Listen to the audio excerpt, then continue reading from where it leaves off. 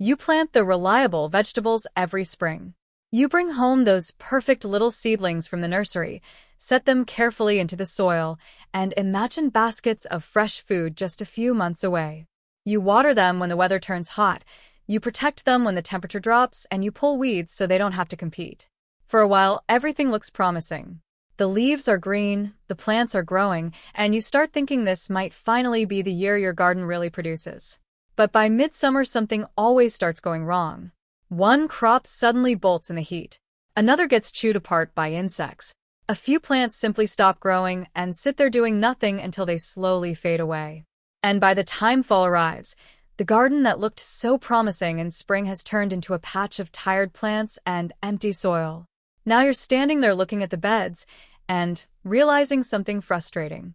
You spent money on seeds or seedlings, you spent hours watering and weeding, and yet most of those plants only produced food for a few weeks before the entire system reset itself again.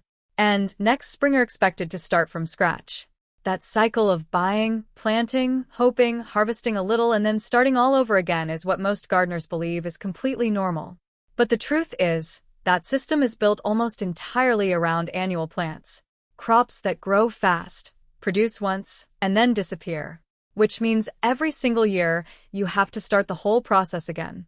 But what if your garden didn't have to work like that? What if instead of planting vegetables that live for a few months, you planted crops that come back every single year and slowly produce more food as time goes on?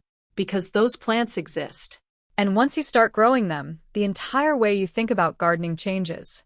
Today you're going to discover 7 crops that spread, multiply, and return year after year with almost no effort once they're established. Plant them once, and they start working for you forever. A few of these are well known, but the ones that will surprise you most are the hidden ones. Number 2 literally replants itself without any help from you. And number 7 is a Native American vine that produces chains of edible tubers underground, yet most gardeners have never even seen it. Stay with me, because by the end of this list you will never think about your garden the same way again. Number 1. Jerusalem artichoke. Jerusalem artichokes, often called sunchokes, are one of the closest things you can get to a truly unstoppable food crop. At first glance, the plant looks almost ornamental. It grows tall stalks that can reach 8 or even 10 feet high, and in late summer those stalks produce bright yellow flowers that resemble small sunflowers. But the real harvest happens underground.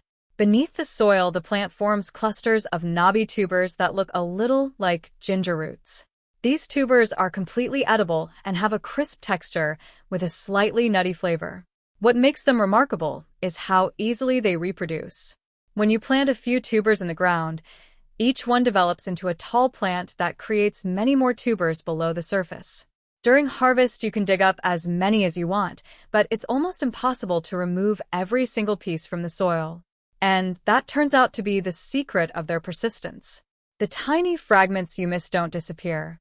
They simply grow into new plants the following spring. That's why many gardeners describe sunchokes as spreading aggressively.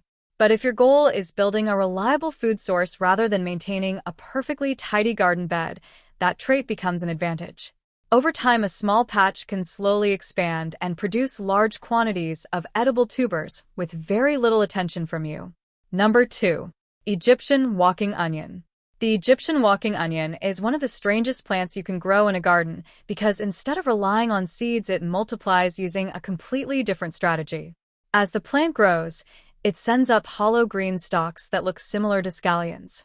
But at the top of those stalks, something unusual happens. Instead of forming flowers, the plant produces clusters of small onion bulbs called topsets. As the season continues, those little bulbs grow larger and heavier until eventually the stalk bends under their weight. When the topsets finally touch the ground, they begin rooting exactly where they land. That process is what gives the plant its name. Over time, the onions slowly walk across the garden as each new generation falls over and starts growing a short distance away from the previous one. For gardeners, this creates a plant that practically maintains its own population. You can harvest the green leaves like scallions, pull some of the underground bulbs when you need them, and leave the rest alone so the patch continues expanding on its own. Once a walking onion colony is established, it can keep producing year after year without needing to be replanted. Number 3. Sorrel. Sorrel is one of those plants that quietly proves how powerful perennial vegetables can be.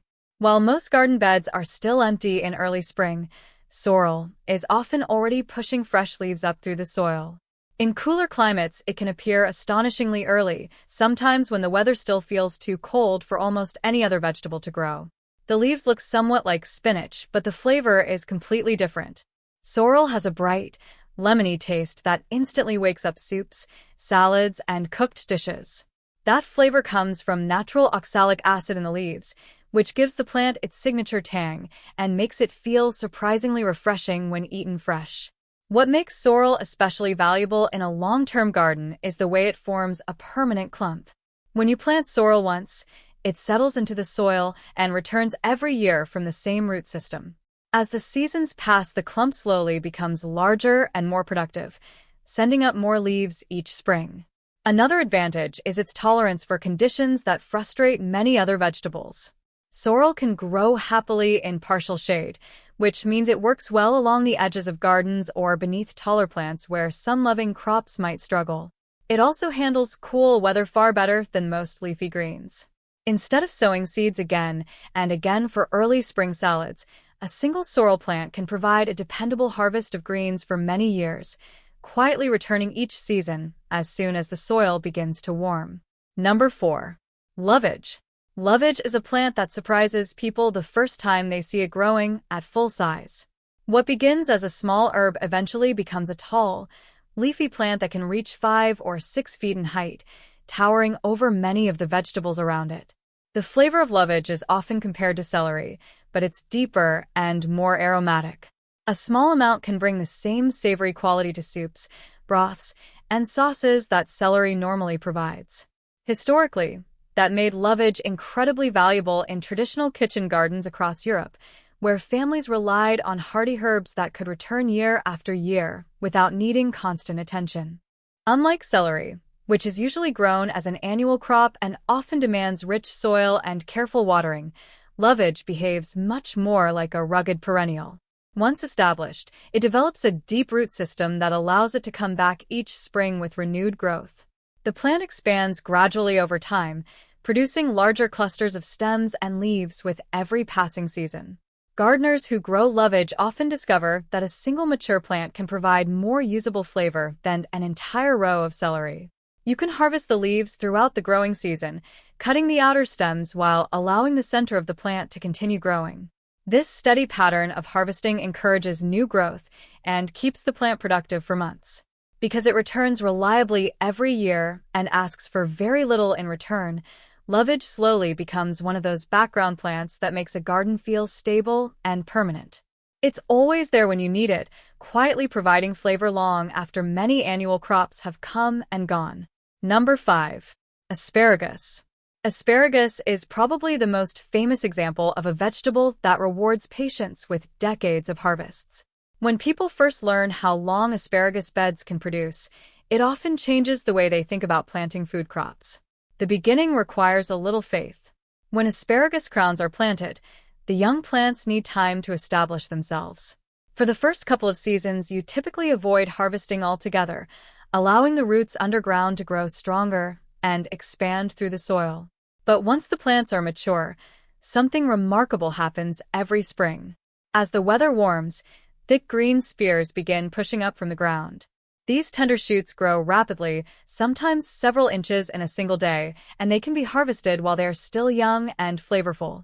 After the harvest period ends, the remaining spears are allowed to grow into tall, feathery plants that gather energy for the next year's growth. Over time, the crowns underground multiply and spread, turning a small asparagus bed into a dense patch that sends up dozens of spears each season. Many well-maintained beds continue producing for 25 to 30 years, and some have been known to last even longer. For gardeners willing to invest that initial waiting period, asparagus becomes a reliable annual event. Every spring, the same bed wakes up again, delivering a fresh harvest without the need to replant anything. Number 6. Daubenton perennial kale. Most people think of kale as something you plant from seed every year, harvest for a season, and then replace when winter arrives. But there is a lesser-known variety called Daubenton perennial kale that behaves very differently from typical garden kale. Instead of completing its life cycle in 1 year, this plant grows more like a small leafy shrub. It produces branching stems that continue generating new leaves again and again. When you harvest from it, the plant responds by sending out even more fresh growth, making it possible to keep collecting greens over long periods of time. One of the most unusual aspects of Daubenton kale is that it rarely produces viable seeds. Because of that, gardeners usually propagate it through cuttings. A small stem placed into moist soil can root and grow into a completely new plant. For generations, this method allowed gardeners to pass the plant from one garden to another, sharing living cuttings instead of packets of seeds. Once it's established, perennial kale can remain productive for years, especially in mild climates where winters are not extremely harsh. Instead of clearing out kale plants every fall and starting again in spring, gardeners with perennial varieties simply continue harvesting from the same plant as it grows larger and stronger. Over time, it becomes one more piece of a garden that no longer needs to be rebuilt every season. Number 7. American Groundnut. This is the plant that surprises almost everyone the first time they learn about it. American Groundnut, scientifically known as Apios americana, is a native vine that once played a major role in the diets of indigenous communities across eastern North America. Long before modern agriculture dominated the landscape, this plant was already providing a reliable source of food for people who understood how powerful perennial crops could be. At first glance, the plant looks like an ordinary climbing vine. It sends long stems searching upward, wrapping itself around fences, trellises, or nearby plants as it grows. During the summer, it produces clusters of unusual reddish-brown flowers that have a rich, slightly sweet fragrance. But the real value of the plant lies underground. Beneath the soil, the vine forms chains of edible tubers connected along a thin root, almost like a string of small potatoes linked together. These tubers are starchy and filling, with a flavor that many people describe as somewhere between a potato and a nutty bean. What makes groundnut especially interesting is that it behaves like a true perennial crop. When you plant it in one location and allow it to settle in, the root system gradually expands. Each year, the vine grows again from the same underground network, producing more tubers as time goes on. Instead of harvesting everything at once, gardeners often dig a portion of the tubers while leaving some behind. Those remaining pieces continue growing and produce the next generation of plants. Over time, a small patch can become a reliable source of starchy food that regenerates itself naturally. The plant also belongs to the legume family, which means it fixes nitrogen from the air and adds it to the soil through its roots. As a result, it doesn't just feed you. It quietly improves the fertility of the ground around it as well.